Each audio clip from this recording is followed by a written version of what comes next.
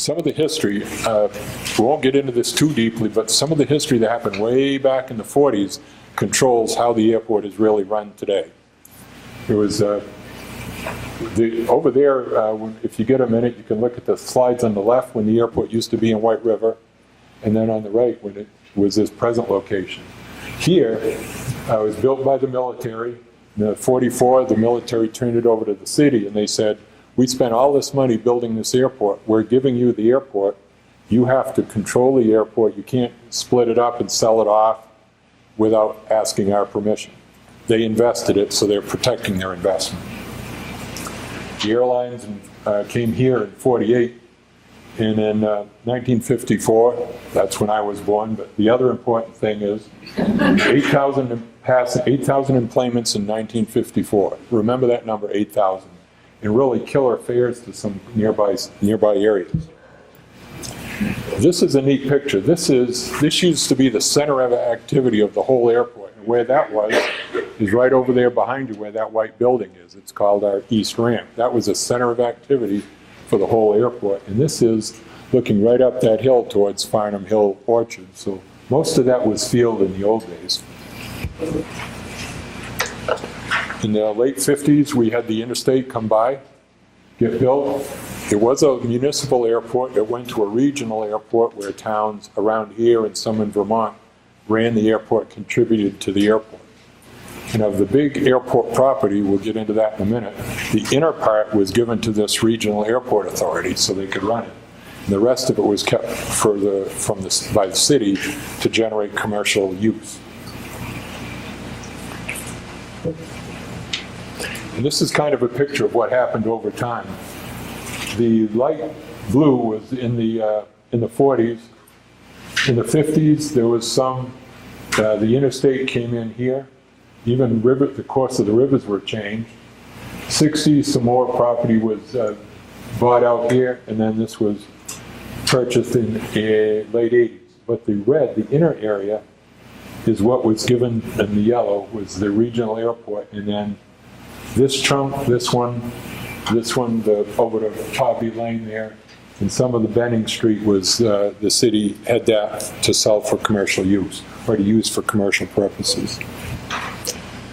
These are some really funny quotes. 1960, all-time high, 20,000 passengers in the late 50s, and almost 3 times that in 1952. And we'll have 40,000 passengers in 5 years. And then 9 years later, they're saying 60,000 passengers and 150,000 landings. Our passengers right now are hovering around 10 to 12,000. So we were actually, on operations and passengers, we were much, much, much busier way back then. This is a picture of Air New England. I remember flying out of this end of the airport before. This is the terminal right where we are. That was demolished, and the Signal Aviation, now Granite Air, was built here. Way down on the south end, this was our T-hangar project. 2 T-hangars are built here. We have tie-downs to park outside. This was a project that took up about 5 acres of wetlands. We had to, and 5 acres of wetland impact that we had to mitigate. And that was kind of a tough battle to get consensus amongst everybody here in the town and the state and the feds about where to put the mitigation. And, we've had airlines for a long, long time. We had 3 airlines to 3 different destinations. In the early 2000s, we had Colgan that flew, I believe, to LaGuardia in Boston. In 2008, Cape Air came with the small planes there, and that's what we have now, 9-seater planes. No flight attendants, no bathrooms, no food, but really, really good, reasonable fares. In 2010, we got agreement to mitigate the T-hangars down there, which was 100 acres of conservation easement. And the way this works is the airport creates wetland impact with certain projects. We have to mitigate it. The project itself, and even the mitigation, is 90% funded by the FAA, 5% by the state. So the local share is really only 5%. And then we used to have large airplanes which required this Part 139. It means specific fire response, specific forms, et cetera, et cetera, et cetera.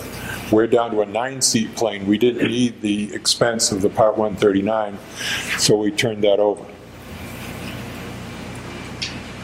2012, our next project was down on this end. We'll drive around there so you can see it better.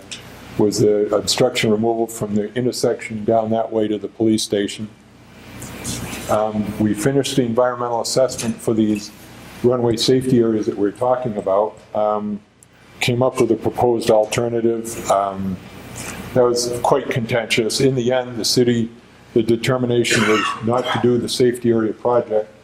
As a result, the FAA said, okay, then we're not going to give you money for anything other than safety projects. And what they've now said is without doing the safety area projects, we won't give you money for the runways.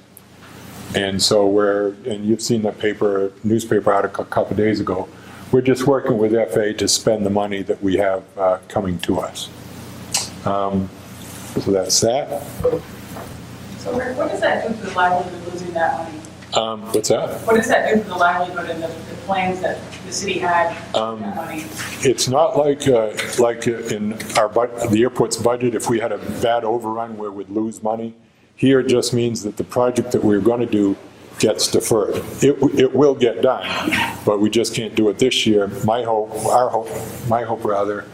is instead of a small project that we were going to do with the taxiway, maybe we can do a bigger project with the taxiway. It'll be more efficient next year.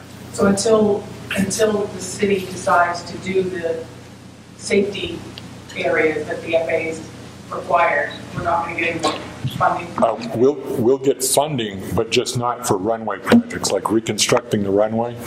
That won't happen. The hope is to reconstruct that taxiway that goes down that way, which I think we will. The top line is the operations, an aircraft landing, aircraft taking off. That's an operation.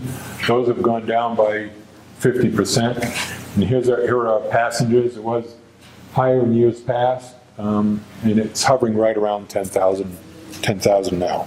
10,000 enplanements, those are people leaving. So we have about 40,000 passengers now. 20,000.